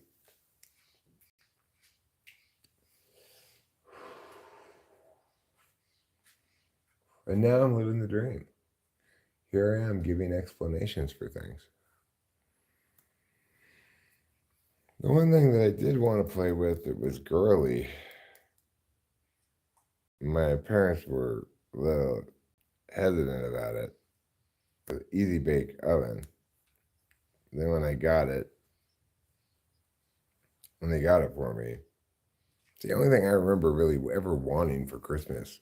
And they got it for me. And then my friend came over and was like, "What the hell is that doing here?" And I'm like, "Oh, it's a present for my cousin," which was a silly lie because I didn't even have any cousins nearby. I did have a couple of second cousins, but then I told my parents to take it back to the store. I didn't want. I realized there was no way I could play with this thing safely without encountering, you know, social difficulties from my friends because it was definitely a girl toy. But I thought, well, why should girls be the only ones who get to cook their own little things? I want to cook my own little things. Well, yeah, but now I don't want to cook anymore.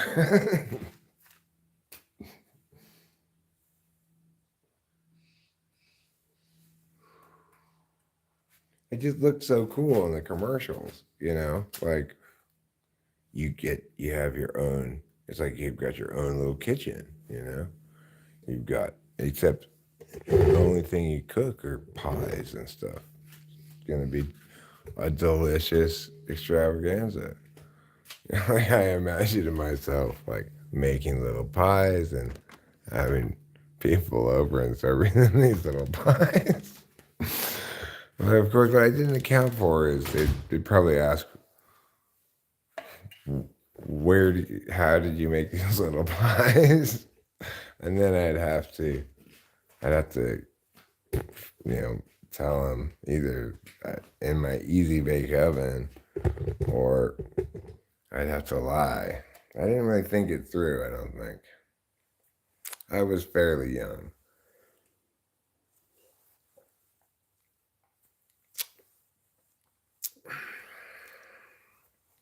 Yeah. Well, that's back in the day when anything remotely sissy-ish was oppressed heartily by my male peers. But I still did plenty of weird sissy shit anyway. Like, I was in a boys' choir. I liked being in the boys' choir. And I remember coming home sometimes and my friends were like, "Oh, did you have a good time at Kwai Kwai?" Like, it was fine. Fuck off. I probably didn't say that, but I was just like, yeah, I liked it. It was fun.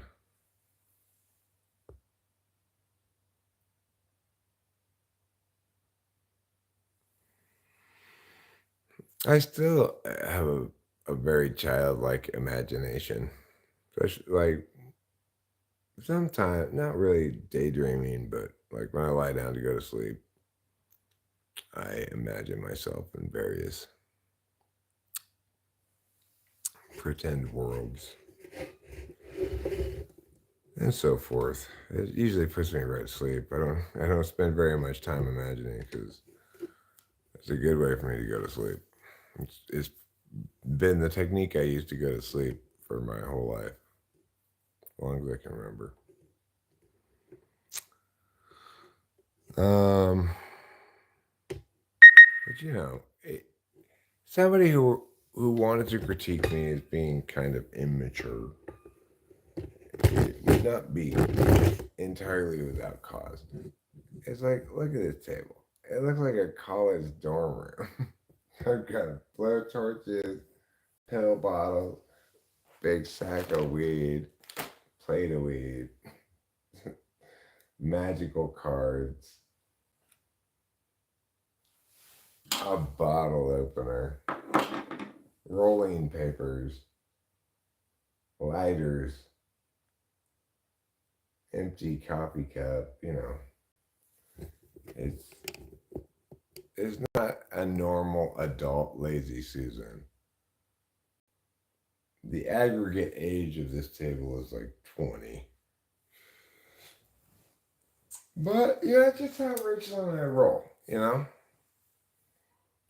We're in two tards And we're not going to hate ourselves for it. That's just all there is to it. You might say, but you should hate yourself for that.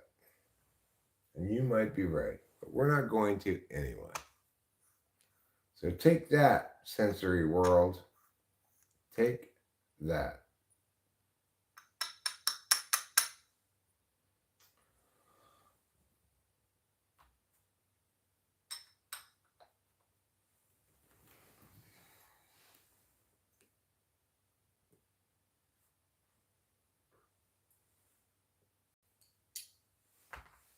Okay.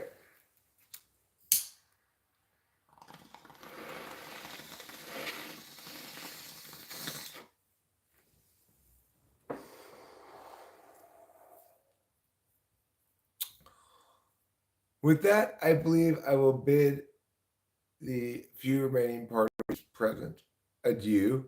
Thank you for being here and tell you to have a very nice day. Might be a day or two before I'm back, as I am currently entering the relaxing but unproductive time period known as Sleepy Week. May your week be as sleepy as mine.